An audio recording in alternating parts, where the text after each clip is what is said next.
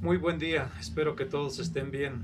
Les envío un fuerte abrazo y deseando que hayan tenido una linda mañana y que su fin de semana haya sido estupendo. Vayamos al grano de arena, a la arena del desierto, al desierto de Gazel Sayá, el cazador, el inmuchar del que aljimos. En cuanto sonó el teléfono supo de quién se trataba, pues era aquella una línea directa que únicamente el presidente utilizaba. Sí, señor.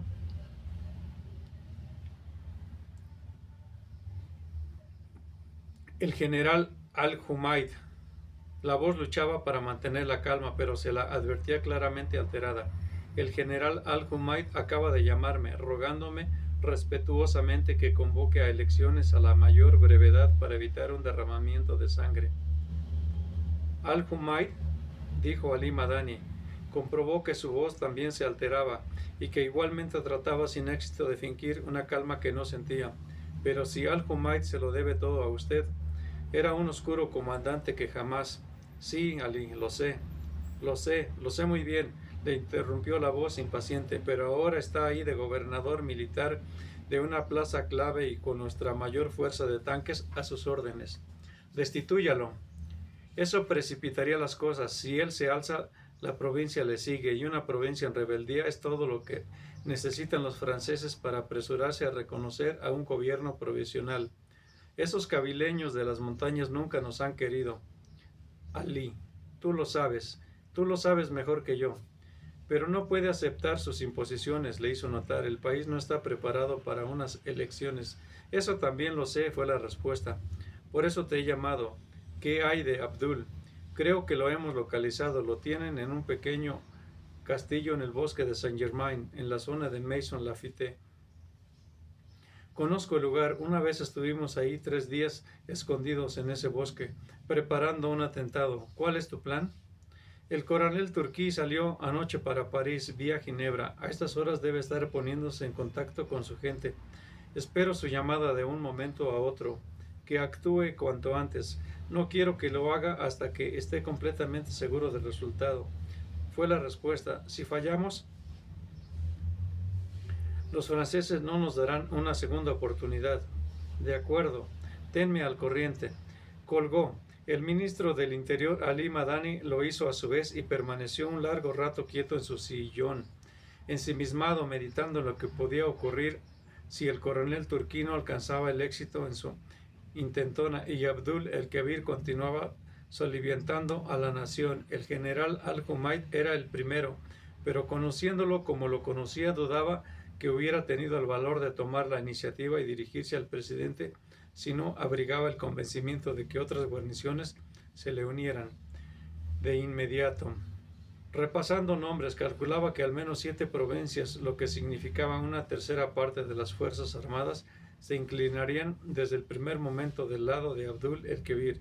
De ahí a la guerra civil declarada no había más que un paso, en especial si los franceses se empeñaban en que esa guerra civil estallase. Aún no los habían perdonado por la humillación de 20 años antes, y aún soñaban con volver a poner las manos sobre unas riquezas que durante un siglo consideraron propias.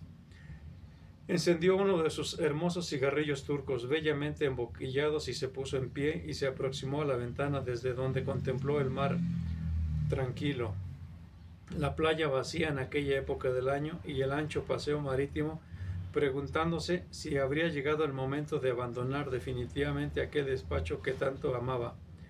Había recorrido un largo camino para llegar hasta él, un camino que pasaba por el encarcelamiento de un hombre al que en el fondo admiraba y el total sometimiento a otro al que también en el fondo despreciaba. Difícil camino, en verdad, pero que había dado como fruto que la mayor fuerza y poder del país se concentrara a la larga en sus manos, y nadie exceptuando quizás aquel maldito Targhib, fuera capaz de dar un solo paso sin que él lo consintiera. Pero ahora advertía que ese poder comenzaba a desmoronarse y se le escurría entre los dedos como barro reseco por el sol que se desmigaja en polvo, y cuanto más apretaba el puño en su afán por conservarlo, más rápidamente se deshacía. Se negaba a aceptar que el monolítico estado que habían levantado con tanto sudor y tanta sangre ajena hubiera resultado definitivamente tan frágil, y que el simple eco de un hombre, Abdul el-Kebir, bastara para resquebrajarlo hasta sus cimientos.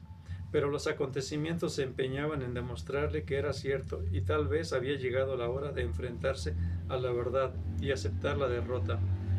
Regresó a la mesa, levantó el teléfono y marcó el número de su casa, aguardando a que el criado avisase a su esposa, y cuando ésta se puso al aparato, su voz sonó extrañamente ronca, casi avergonzada. «Prepara las maletas, querida», le dijo. «Quiero que te vayas unos días a Túnez con los niños. Te avisaré cuándo debes volver». «¿Tan mal están las cosas?», contestó su esposa. Pasó la mayor parte del día recorriendo una y otra vez el camino entre el Palacio Presidencial y la Casbah, pues a esta última ya había logrado acostumbrarse y se sentía capaz de ir y venir de ella a su refugio sin desorientarse, pero no conseguía habituarse a las calles de la ciudad moderna, rectas e idénticas entre sí, calles que tan solo se diferenciaban por los comercios o por unos letreritos que no se sentía capaz de interpretar. Adquirió más tarde en un mercadillo abundante cantidad de dátiles, higos y almendras, pues ignoraba el tiempo que tendría que mantenerse oculto en lo alto de la palmera, y consiguió también una ancha cantimplora que llenó a rebosar en la fuente más próxima. Por último, regresó a la iglesia en ruinas, comprobó una vez más el estado de sus armas y aguardó paciente, recostado contra la pared, procurando no pensar más que en el camino que tenía que recorrer para llegar al palacio.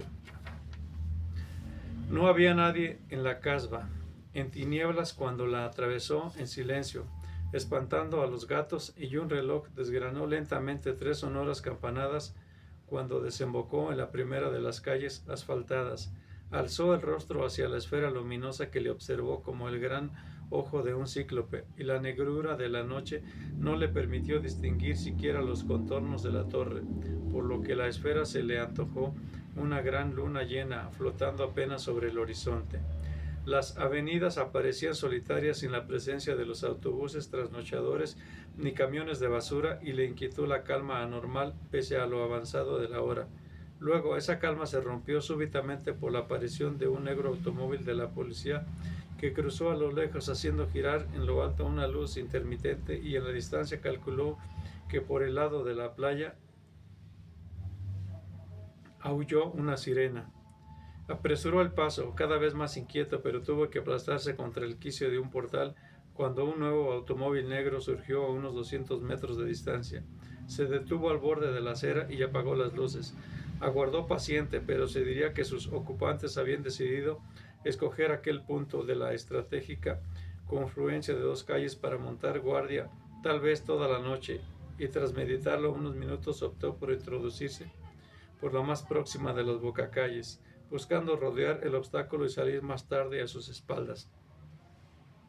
Pronto comprendió, sin embargo, que al verse obligado a abandonar el camino que con tanto esfuerzo había memorizado, se encontraba perdido. Todas las calles se le antojaban idénticas, y en la semipenumbra de las tristes farolas, también idénticas entre sí, no descubrió rastro alguno de cada uno de aquellos minúsculos detalles en los que había ido fijando durante todo el día su atención.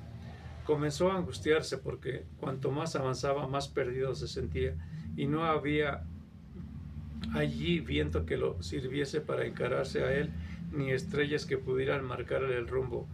Un coche policial cruzó atronando la noche con su sirena y se arrojó bajo un banco para tomar luego asiento en él y concentrarse en un vano intento de ordenar sus pensamientos y ser capaz de discernir hacia qué lado de aquella ciudad gigantesca, pestilente y monstruosa se encontraba el palacio presidencial, y hacia qué lado la Casbah y los lugares que le resultaban hasta cierto punto familiares.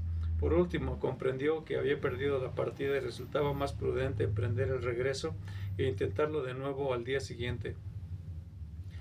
Volvió sobre sus pasos, pero tan complejo era el problema a la ida como a la vuelta, y continuó perdido largo rato hasta que llegó hasta sus oídos el retumbar del mar. Alcanzó el ancho paseo marítimo y desembocó al fin frente al conocido Ministerio del Interior. Respiró tranquilo, desde allí sabía llegar a su escondite, pero cuando apresuró el paso y estaba a punto de penetrar en la sinuosa callejuela que ascendía hacia el barrio indígena, los faros de un coche aparcado junto a la acera se encendieron deslumbrándole y una voz autoritaria le gritó: tú! ¡Ven aquí! Su primer impulso fue salir corriendo calle arriba, pero se detuvo y se aproximó a la ventanilla delantera buscando escapar al haz de luz que le hería en los ojos. 3 hombres de uniforme le observaron, severos, desde la penumbra interior. ¿Qué haces en la calle a estas horas?, inquirió el que le había llamado y que se sentaba junto al conductor. ¿No te has enterado de que hay toque de queda? ¿Toque de qué?, repitió estúpidamente. Toque de queda, idiota. Lo han dicho por la radio y la televisión. ¿De dónde diablos sales? Gacel señaló vagamente a sus espaldas. Del puerto. ¿Y a dónde vas? Hizo un gesto con la barbilla hacia la calleja. A casa. Está bien. A ver, la documentación. No tengo. El individuo que se sentaba en el asiento trasero abrió la puerta y salió al exterior, llevando en la mano, al parecer, sin ánimo de utilizarla, una corta metralleta, y se aproximó al Targhí con paso lento y aire displicente. Vamos a ver, ¿cómo es eso de que no tienes documentación? Todo el mundo tiene documentación. Era un hombre fuerte, de grandes mostachos y alta estatura, con aspecto de sentirse seguro de sí mismo, pero de improviso se dobló en dos, soltando un aullido de dolor a causa del tremendo culatazo que Gacel le había propinado en la boca del estómago con la culata de su fusil. Casi al instante el Targhí lanzó las alfombras sobre el parabrisas del auto y echó a correr, doblando la esquina e internándose en la callejuela. Segundos después, una sirena tronó la noche, alarmando al vecindario, y cuando el fugitivo se encontraba ya a mitad de la calle, uno de los policías hizo su aparición en la esquina y, sin apuntar siquiera, disparó una ráfaga corta. El impacto de una bala lanzó a Gacel hacia adelante de bruces contra los anchos escalones de la callejuela, pero se revolvió como un gato, disparó a su vez y alcanzó en el pecho al policía, tumbándole de espaldas. Cargó de nuevo el arma, se protegió en una esquina y aguardó, respirando fatigosamente, aunque no sentía dolor alguno, pese a que la bala le había atravesado limpiamente y la pechera de la camisa comenzaba a teñirse de sangre. Una cabeza asomó en la esquina, dispararon sin apuntar y las balas se perdieron en la noche o rebotaron contra los edificios, haciendo saltar los cristales de algunas ventanas. Comenzó a ascender lentamente, protegido por el muro, lo que le faltaba de la escalera, y solo un disparo le bastó para hacer comprender a sus perseguidores que se enfrentaban a un tirador privilegiado, y no resultaba prudente correr el riesgo de que les volara la cabeza. Cuando pocos segundos después el Targhí desapareció en las tinieblas y en el dédalo de callejones y recovecos de la casbah, los dos policías que quedaban en pie se consultaron un instante con la mirada, alzaron al herido, depositándolo en el asiento trasero, y se alejaron en la noche rumbo al hospital. Ambos sabían que se necesitaba un ejército para tratar de localizar a un fugitivo en el tenebroso e intrincado mundillo del barrio indígena. La negra Khaltum había acertado una vez más en sus predicciones e iba a morir allí, en un sucio rincón de destruidos restos de un templo rumi, en el corazón de una ciudad superpoblada, escuchando el retumbar del mar lo más lejos que imaginar cupiese de la abierta soledad de un desierto por cuyas silenciosas llanuras corría el viento libremente. Trató de taponar la herida en sus dos limpios agujeros de entrada y salida. Se vendó fuertemente el pecho con ayuda de un largo turbante y se arrebujó en la manta, temblando de frío y fiebre, recostándose contra un rincón para quedar sumida en una inquieta duermevela, sin más compañía que el dolor, los recuerdos y el grigrí de la muerte.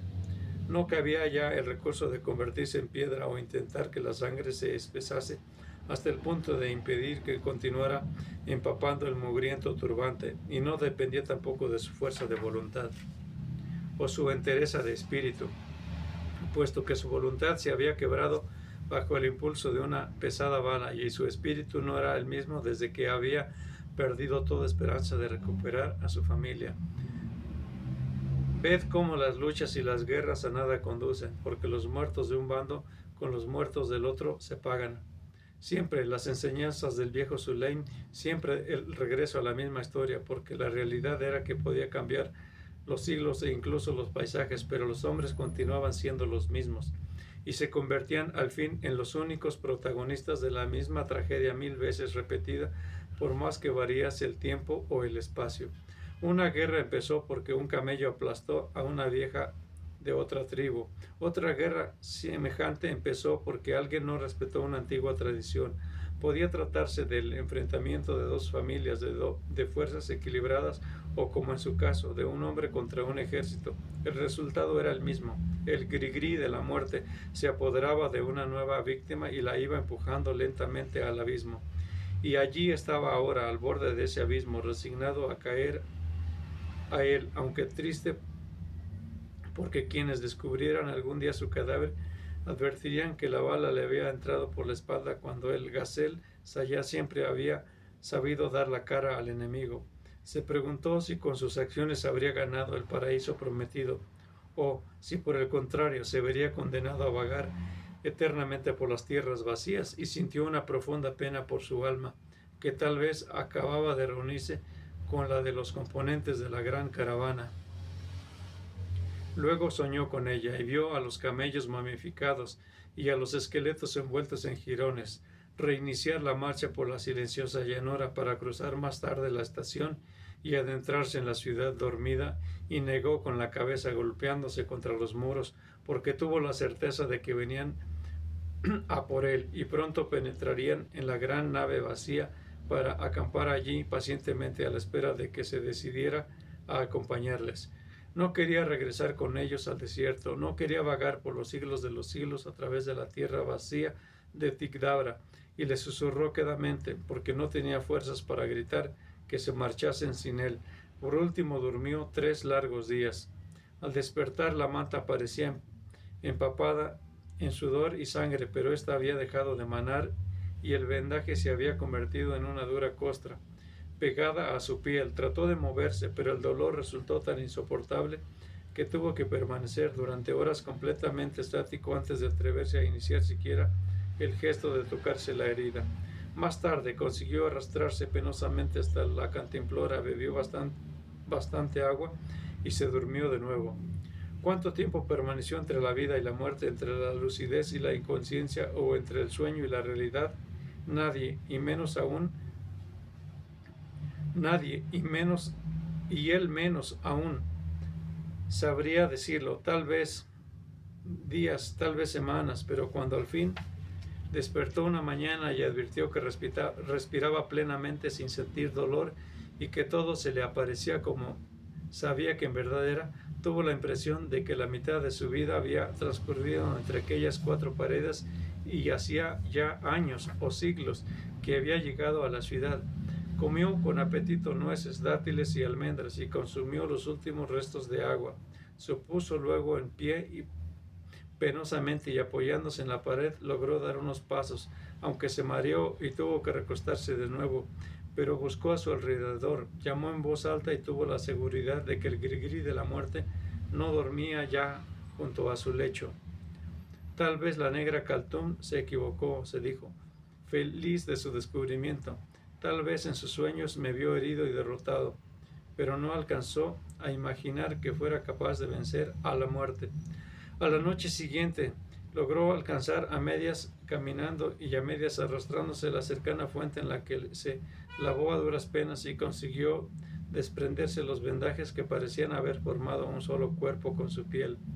4 días más tarde, cualquiera que hubiera osado aventurarse en el interior de la vieja iglesia calcinada se habría horrorizado ante la presencia de un alto fantasma esquelético y vacilante que arrastraba los pies por la nave vacía, venciendo a la fatiga y los vómitos, empeñado con una fuerza de voluntad sobrehumana en conseguir recuperar el equilibrio y volver a la vida.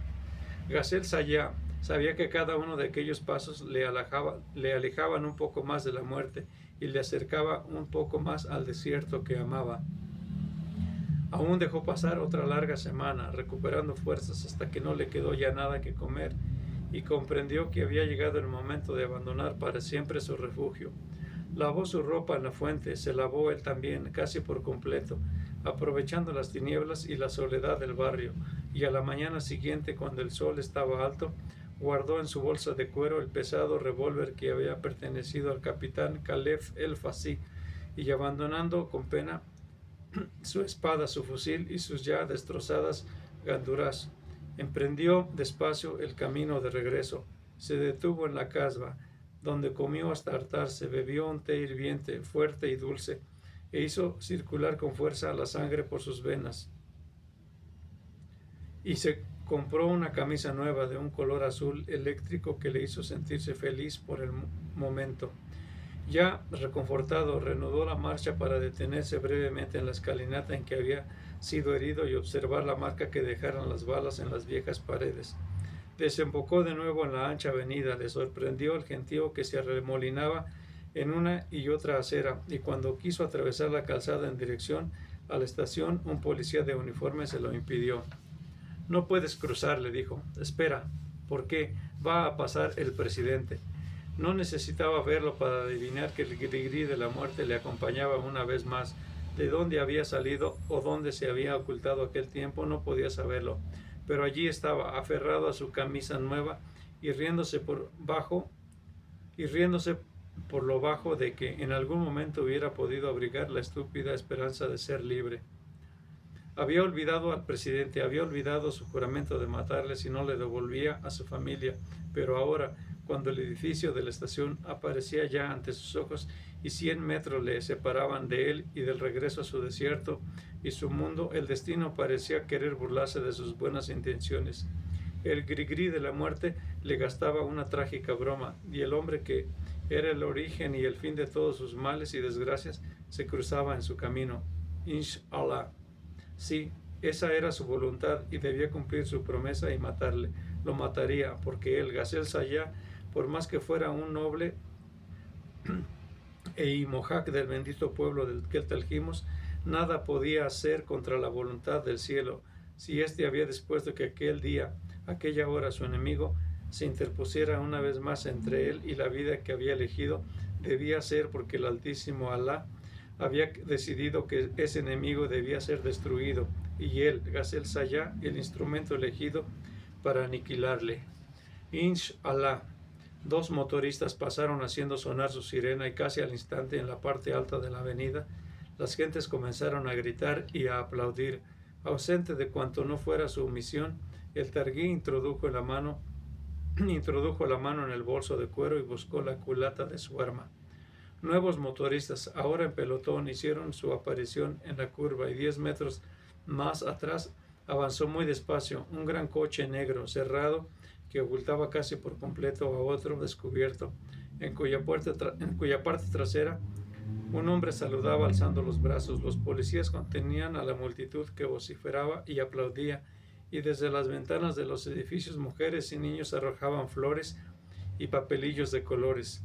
Apretó con fuerza el arma y esperó. El reloj de la estación dejó escapar 2 campanadas, como si le invitara una vez más a olvidarlo todo. Pero su eco se perdió entre el ulular de las sirenas y los gritos y los aplausos. El targuí sintió deseos de llorar. Los ojos se le nublaron, maldijo en voz alta al grigrí de la muerte.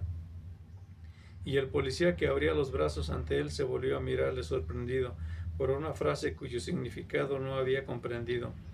El pelotón de motociclistas cruzó, acallándolo todo con el estruendo de sus máquinas, luego el gran auto negro, y en ese instante Gazel arrojó a un lado el gran bolso de cuero, apartó de un brusco empujón al policía y dio un salto colocándose en 2 zancadas a 3 metros del coche descubierto con el revólver amartillado y listo para disparar.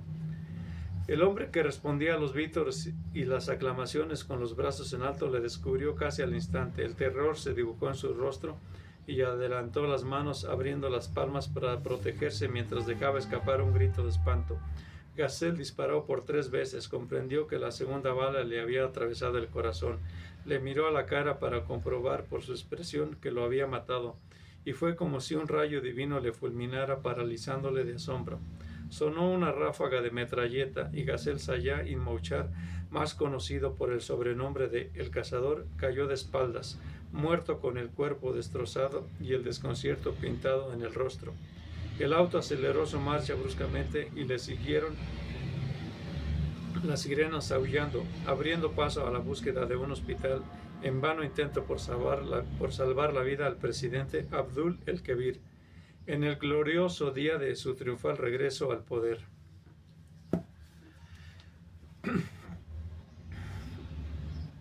Este fue el cierre del último capítulo. En realidad, para mí fue el último capítulo. Fueron cuatro en uno. Pero como son capítulos muy cortitos, decidí hacer una sola lectura y terminar con esto. Espero que les haya gustado el libro, que les haya sido útil, porque también tiene enseñanzas. Hubo aquí muchas cositas que me imagino que les gustaron, que no sabían y que ahora ya saben. Cosas que a mí se me habían olvidado y que volví a vivir, a recordar. En fin, les agradezco su atención, por el tiempo que dedicaron a escucharme. Espero verlos más adelante en el tiempo, en otra lectura, en alguna canción, en alguna otra actividad. Les envío a todos un fuerte abrazo y nuevamente les reitero mis agradecimientos por su atención, por su dedicación, simplemente por tomarse la molestia de escucharme. Que tengan un bonito día. Espero que nos veamos en un futuro próximo.